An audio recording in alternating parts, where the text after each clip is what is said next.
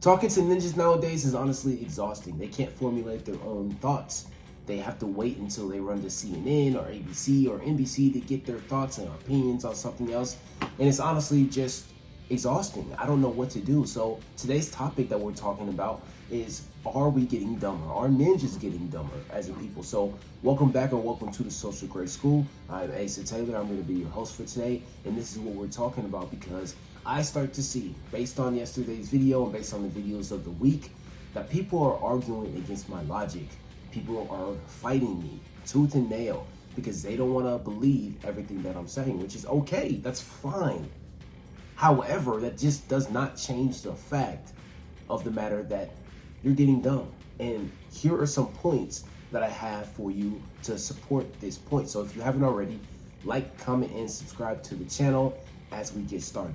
Now, the first point is ninjas can't remember what happened 3 to 5 days ago. 3 to 5 days ago should be Friday, should be Thursday. What were you doing? Were you working? Were you not working? But people are just going through life just willy-nilly. Woo! Whippy! What? I gotta do some work? No way. You're allergic to work. You're allergic to actually being present in the situation. And you let your heartstrings emotionally get tugged on for no apparent reason. And we'll go into that in just a second. But ninjas can't remember what happened 3 to 5 days ago simply because they are too busy just coasting through life or drifting. Okay? There's a great book by what's his name? It's called Outwitting the Devil by Napoleon Hill. There we go, Napoleon Hill, that actually describes this action and what people go through when they're just drifting through life, how to get out of it and everything like that. So check that out whenever you guys get a chance. But they're just drifting through life and hoping everything can get better. You know what I mean? It's not a bad thing to hope and pray and love and all that stuff, but it's not going to get you out of that situation that you're in.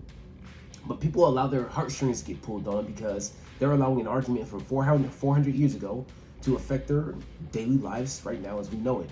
How we move, how we act, the behavior that we exude, and they fail to take into consideration what everybody else feels on top of that. So this black fatigue argument has come to the forefront simply because people are tired of the BS. People are tired of getting bullied. People are tired of having themselves talked down upon and having to dumb themselves down in the presence of others so that way they don't get beat up. People are tired of this narrative. People are tired of being unsafe. People do not want anything to do with what's going on in the outside world. The only thing that people care about is keeping their family safe and prospering, making more money so that way they can survive, their bloodline survives. And so Negroes will come up with all these excuses as to why they're not successful, as to why they don't want to do the work, as to why they don't want to assimilate in today's day and age. And honestly, I'm sick of it as well. If you can't remember what happened 3 to 5 days ago, then you should stop talking to me, because that just shows me that you're not a producer, you're a consumer. And most people are consumers. That's great.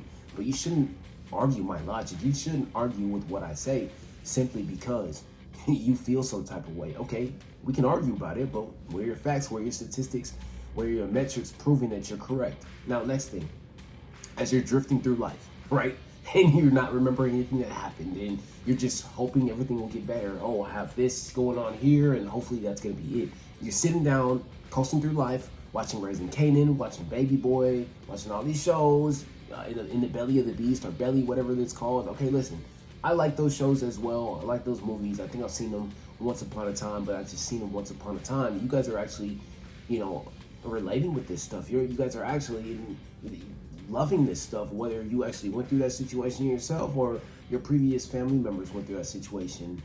Okay, but what does that have to do with everything that's going on in the world? Like, what does that have to do with your position in the world?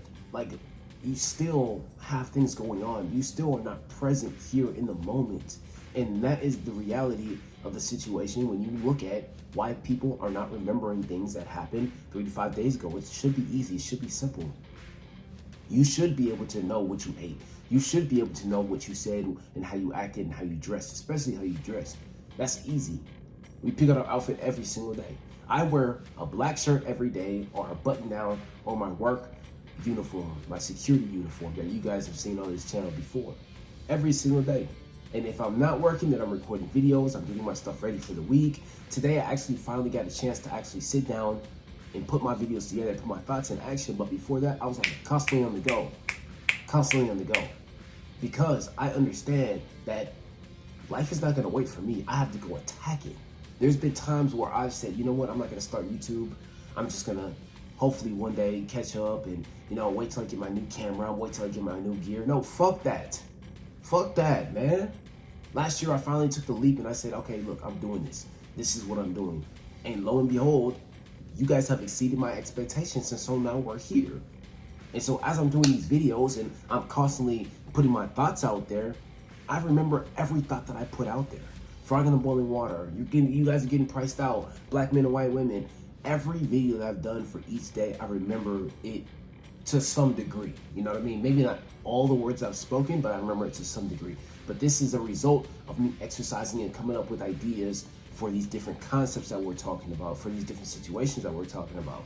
Yesterday was a prime example, though, that if you pull on heartstrings of certain people, certain different demographics of people, we can get everyone into our corner because people want to be victimized. People don't want to improve.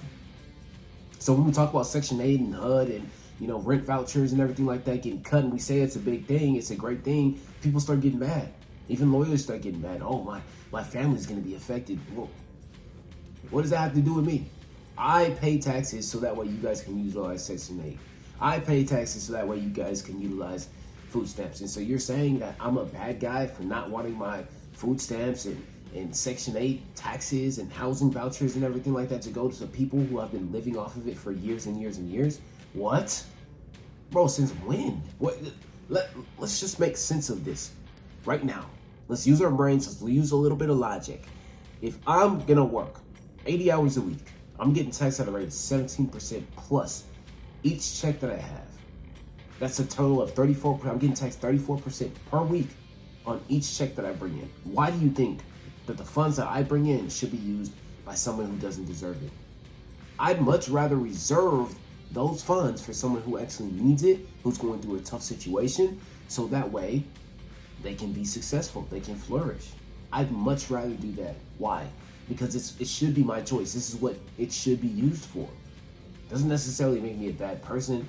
Doesn't necessarily make you a bad person for utilizing it, because I don't know people's situation. People could be going through a bunch of stuff behind the scenes, and that's okay if you have to do that. Some people have to go on Section 8 for a year, 2 years, 3 years, 4 years before they get their bearings under them. But for generations, that's been passed down over and over again. You have different kids from different baby daddies, and you're supposed to be utilizing Section 8. Like, come on, bro. Food stamps? Come on, bro. Ever since you've been on food stamps, you're getting bigger and bigger and bigger and bigger. What's the real villain here? I mean, we can clearly see. Now, to the next point. People are relying on hope and prayer way too often and way too much. This is going to be the last point before one other one. But people are relying on hope, prayer, and faith way too often. They're throwing Hail Marys out there. Oh, let's see if they catch it. Nope, didn't catch it. Okay, cool. Let's go to the casino. Let's get some bread. And hopefully I can hit it big, and hopefully my trip will be paid for. Hopefully this, hopefully that. Okay, I'm gonna pray. I'm gonna have faith that this is gonna come through. Okay, sir, what type of work did you do? What type of work did you do to get to this result? Okay, like I'd much rather live life on the edge and go to work 16, 17 hours a day than hope for a different result, then pray for a different result, then have faith for a different result. How about I'm in control of my life? How about I control everything? And see, this is what these Dr. Umars are not telling you guys. This is what they're not telling you guys, because you have control of your life, but they don't want you to know that. Because if they tell you that, if they stop pandering to you, if they stop trying to start race wars like Carmelo Anthony, if they stop doing all that, then guess what? They're going to go out of business. Then guess what? They're not going to know how to tell the difference between false and real. They're not going to know exactly how they're going to survive for the next 2, 3, 5, 10 years. But because we support these characters, because we indulge and feed into the delusions of grandeur, and because they have an idea that they want to perpetuate over and over and over again, we're just continuing to let that message be out there and flourish. It just doesn't make any sense to me, because I'm one of these people that every man and every girl hopes to be. Your girl wants you to turn into me. Your girl hopes that once you pass 24 and 25 years old, that you turn into me and you start getting to the money. Why? Because I'm going to be successful no matter what. I know for a fact that everything is on me. If I have a family, that's going to be expensive. I need to make $100,000 bare minimum for a family. If I want a family of 2 and a wife, okay, I'm going to need $250,000. 3, $300,000, $400,000. 4, so on and so forth. Why? Because kids are expensive. Life is expensive. A wife is expensive. They're not free. You're not supposed to expect free. None of our grandparents, great-grandparents, great-great-great-great-great-great-grandparents got anything for free. They had to work. They had to 12 from 14 to 40, and then looked at their results and says, okay, this is what I have. I have land. I have a house.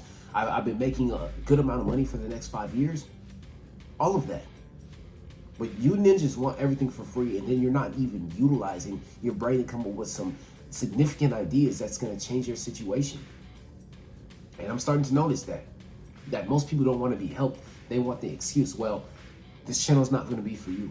I'm telling you, this channel is for the people who want to win. This channel is for the people who want different results. This channel is for people who have a why and who want to cultivate that why, who can see through logic, through the lens of everybody else that, okay, well, maybe that's not the view that I need to have.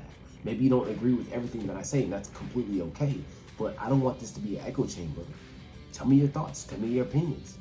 And that's the same thing with all my videos. Listen, I may say one thing, but I may not have known there's another way of looking at things out there. And this is the reason why we have healthy debates. This is why men, honestly, have had conversations before the past.